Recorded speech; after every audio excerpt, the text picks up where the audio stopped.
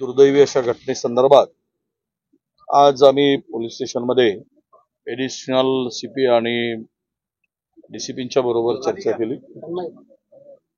खरं तर आम्ही मागणी केली त्यांच्याकडे की त्वरित संस्था चालकावर, मुख्याध्यापकावर आणि शिक्षिकेवर गुन्हे दाखल झाले पाहिजे। पोस्कोमध्ये स्पष्ट तरतूद आहे की आरोपीला वाचवण्याचं काम किंवा आरोपीवर कारवाई करताना दिरंगाई करत असतील तर त्याच्यावर त्वरित कारवाई व्हावी। संस्था चालकांना सांगितल्यानंतर पालकांनी संस्था चालकांचा दबाव पोलीस स्टेशनच्या अधिकाऱ्यावर आला। 15 तारखेला इथे मुख्यमंत्री येणार होते आणि मुख्यमंत्री येत आहेत, त्यामुळे बदलापुरामध्ये ही घटना लोकांपर्यंत जाऊ नये अशा प्रकारचा प्रयत्न या ठिकाणी करण्यात आला। त्याला दोषी असलेले जे अधिकारी आहेत, संस्था चालक आहेत, मुख्याध्यापक असतील, त्या शाळेच्या शिक्षिकेला माहित होतं, त्या वर्गातल्या या सर्वांवर गुन्हे दाखल होणार, 100% होणार असं आश्वासन आम्हाला एडिशनल सीपीने दिलेलं आहे आणि त्यांनी सांगितलं की यातून कुठलाही आरोपी सुटणार नाही। आम्ही ते मागणी केली होती त्यांच्याकडे, हे सगळे त्यामध्ये आरोपी आहे।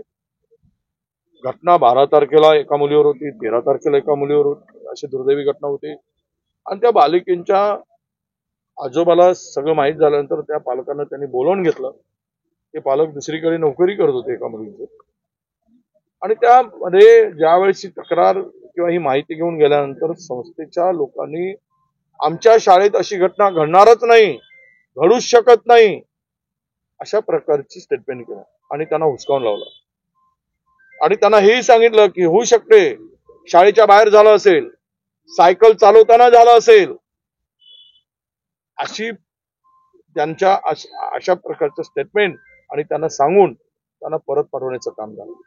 आणि दुसरीकडे पोलीस अधिकाऱ्यावर दबाव आणला गेला की मुख्यमंत्री येत आहेत, या गोष्टीची वाच्यता होऊ नये, प्रेस पुढे जाऊ नये, गुन्हे दाखल करू नका अशी धमकावणी मिळाली आणि त्यातून 15 तारीख उजाडावी लागली। खरं तर त्याच वेळेस हे सगळं प्रकरण लक्षात आलेलं होतं। त्यानंतर सुद्धा मेडिकल रिपोर्ट घेऊन संस्थेकडे गेल्यानंतर संस्थेने पूर्णतः पुरावे मिटवण्याचं काम केलं।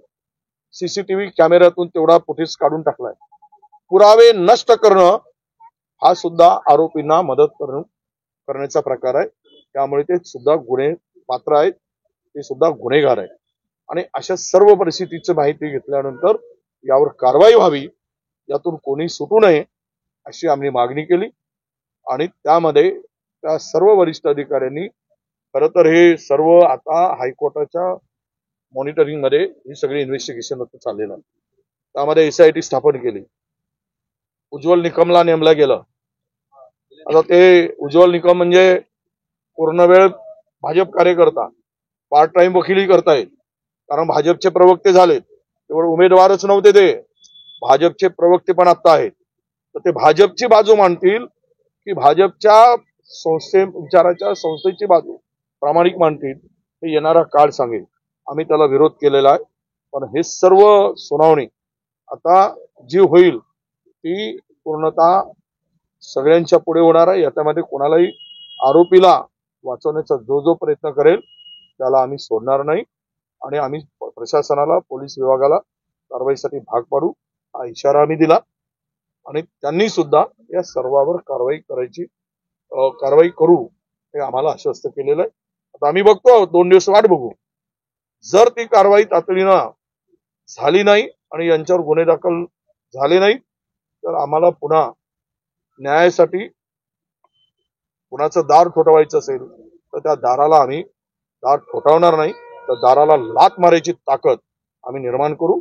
पण या आरोपीवर आणि त्या मुलींवर ज्यांनी अत्याचार केले त्या आरोपीवर कारवाई आणि मुलीला न्याय, त्यांच्या पालकांना न्याय मिळाला पाहिजे, ही आमची भूमिका असणार आहे। हायकोर्टाने यामध्ये मोठं घेतलं आणि अनेक प्रश्न बदलापूर पोलिसांच्या प्राथमिक जिथे तपास होता किंवा FIR दाखल करण्याची जी वेळ होती तिथे अनेक गोष्टी दिरंगाई केल्याचा स्पष्टपणे निर्देश दिलेले आहेत, सुनावणी म्हटलेलं आहे, त्याकडे कसं पाहताय? हायकोर्टाने जे निरीक्षण नोंदवलंय, हायकोर्टाने जे कान पकडले, गृह खाते पोलिसांना काय म्हणतात, पोलीस तर आता बिचारे हे सगळे इशाऱ्यावर कोणाच्या चाललेलं आणि गृह खात्याला तर मला असं वाटतं की आजच्या कालचं जे काही याचं निरीक्षण होतं ते गृह खात्याच्या कणपडात मारणार होतं.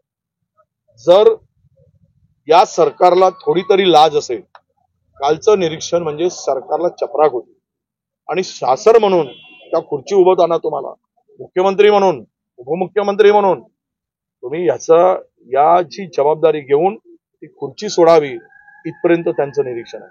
इथपर्यंतचे गंभीर ताशेरे कोर्टाने ओढलेले आहेत.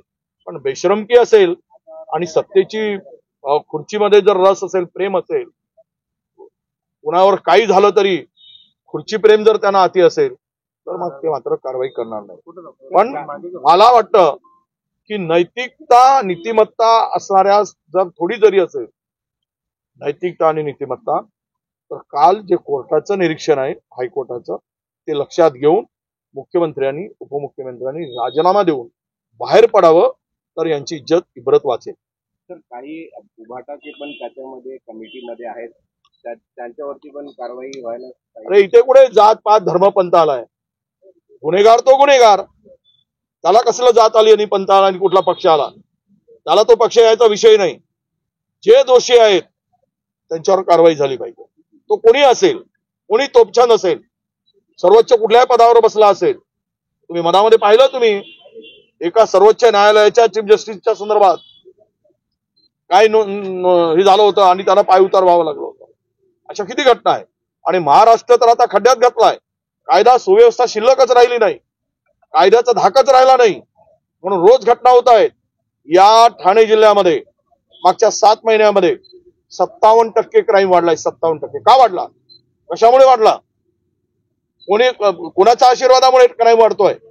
सगळे चोर उचक्के गुंड सगळे सत्ताधाऱ्यांबरोबर फिरताना दिसत आहेत, सेल्फी काढताना दिसत आहेत, मंत्रालयामध्ये सेल्फी काढतात. यांची हिंमत कशी होते कुणाचा गुन्हा दाखल असणारी? ही कशी आपली अवकात विसरतात?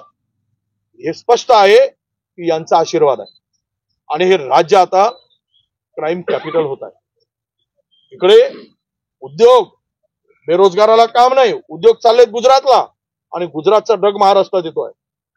उडता पंजाब सारखी परिस्थिती झाली आहे.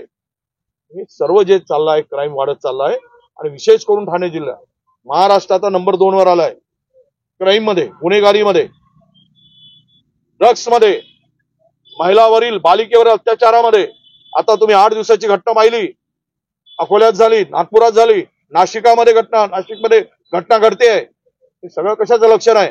कुणाचा धाक राहिलाय? सत्ता ओरबडून खाण्यासाठी, तिजोरी ओरबडून लुटण्यासाठी 15 वर्षात जेवढे टेंडर झाले नाहीत तेवढे टेंडर 2 वर्षात काढले गेले, पैसा नसताना, कर्जबाजारी राज्य करून. यांचं लक्ष महाराष्ट्राला लुटण्याकडे आहे, राज्यातील जनतेच्या सुरक्षेकडे नाही. कायदा सुव्यवस्था राखण्यात हे अपयशी आहेत, म्हणून यांना सत्तेमध्ये खुर्चीवर बसण्याचा अधिकार त्यांनी गमावलेला आहे. त्यांनी सत्ता सोडावी आणि राजीनामा द्यावा अशी आमची पुन्हा मागणी आहे. एबीपी माझा, उघडा डोळे बघा नीट.